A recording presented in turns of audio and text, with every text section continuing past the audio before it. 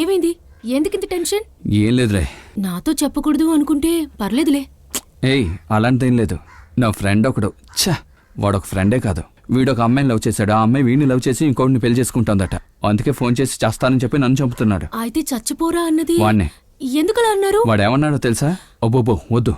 తను ఏమైనా అనుండొచ్చు, కానీ ఇలాంటి సిచ్యువేషన్ ఇలా మాట్లాడారేంటండి? ఏ ఒకవేళ తను నిజంగానే సూసైడ్ చేసుకుని చచ్చిపోతే మీరలా అన్నందువల్ల చచ్చిపోయాడని అందరూ అనుకోరు? వాడు లవ్ ఫెయిల్యూర్ అందుకే చచ్చిపోతున్నాడు. దానికి నేనేం చేశాను? ఇలా పోలీసులు అనుకుంటారా? సూసైడ్ చేసుకున్నవాడు ఎలా చనిపోయాడు, ఎందుకు చనిపోయాడు, వాడి కాల్ లిస్ట్ లో ఎవరికి చివరిగా కాల్ చేశాడు, వాడి కాల్ రికార్డింగ్ అన్నిటినీ చూస్తారు.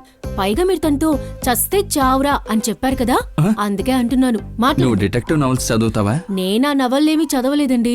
మా నాన్న పోలీసే కదా, ఆయన సూసైడ్ అటెంప్ట్ కేసులని ఎలా డీల్ చేస్తారో నాకు బాగా తెలుసు. అందుకే అంటున్నాను, అతనికి ఒకసారి కాల్ చేసి మాట్లాడండి. నేను చేయను. వాడు చావడు, మనల్ని చంపుతాడు. చెప్పాల్సినవన్నీ చెప్పాను, తర్వాత మీ ఇష్టం.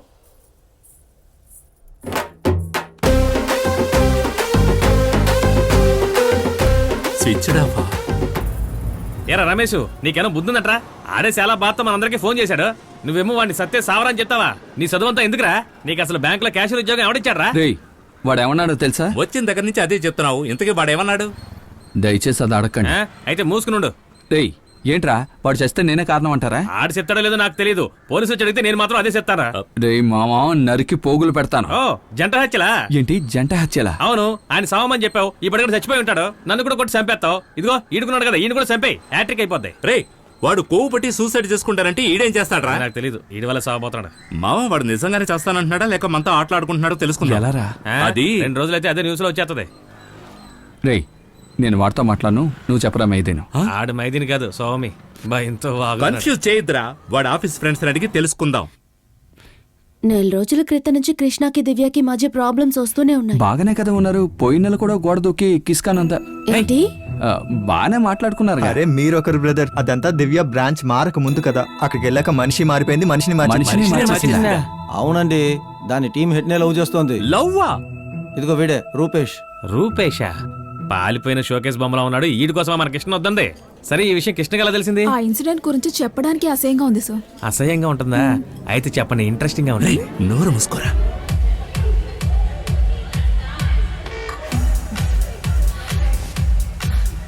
అన్నా వన్ మోర్ లాడ్జ్ అన్నా. కృష్ణ ఇప్పటికే ఓవర్ అయింది, చాలురా. ఈ ఒక్క రోజు నో వద్దు. నాకు అందమైన భార్య దొరకబోతోంది. ఎంత సంతోషంగా ఉన్నాను తెలుసా? ప్లీజ్ లాస్ట్ ఈ ఒకటే, ఓకేనా? చాలు. మరి డాన్స్ చేద్దామా? రా. రే కళ్ళలో పొడిచేకిరా, చూసుకో. అన్నా yes బాస్ పాటే అన్నా, ప్లీజ్ అన్నా. ఓకే. అరే ఏంట్రా ఇక్కడ? దివ్య లేదా?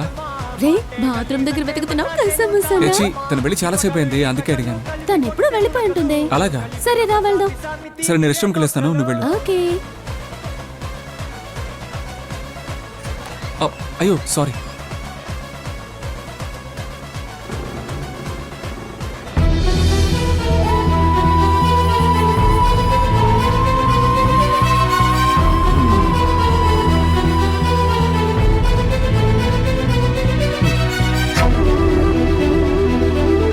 వద్దన్నాను, అప్పటికి పేరుతో గెలుకొని వాంతి చేసుకోరా.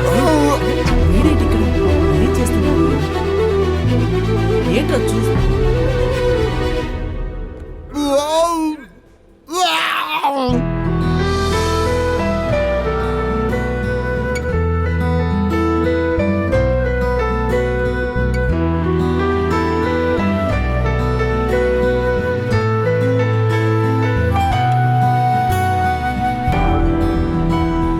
బైక్ తీసుకొచ్చిన విషయం కూడా మర్చిపోయి 10 కిలోమీటర్లు నడిచే వెళ్ళాడు. అంతలా మైండ్ అప్సెట్ అయ్యాడు. దీని గురించి ఇంకా మాట్లాడితే ఫీల్ అవుతాడని మేము మాట్లాడలేదు, కానీ ఇప్పుడు మీరు చెప్పింది చూస్తే ఏమైనా చేసుకుంటాడని మాకు భయంగా ఉంది. అమ్మో, ఈ టర్నింగ్ ఇచ్చుకున్నాడే. హలో, విన్నావా? బ్రదర్ వాడు ఏం చేసుకోడు. ఓ పని చేయండి, మీ నెంబర్ ఇవ్వండి. వాడిని చూసినా వచ్చినా వెంటనే మీకు కాల్ చేస్తాను. నోట్ చేసుకోండి, 9840371214. పేరు రమేష్. ఈయన ఆయన ఫోన్ లో సత్తే చావమని చెప్పింది. బ్రదర్ మీకు డీటెయిల్స్ దొరికితే మాకు ఫోన్ చేయండి. ఓకే. వీడే వాడు. మా మామ ఓవర్గా చేస్తే పళ్ళు రాలిపోతాయి.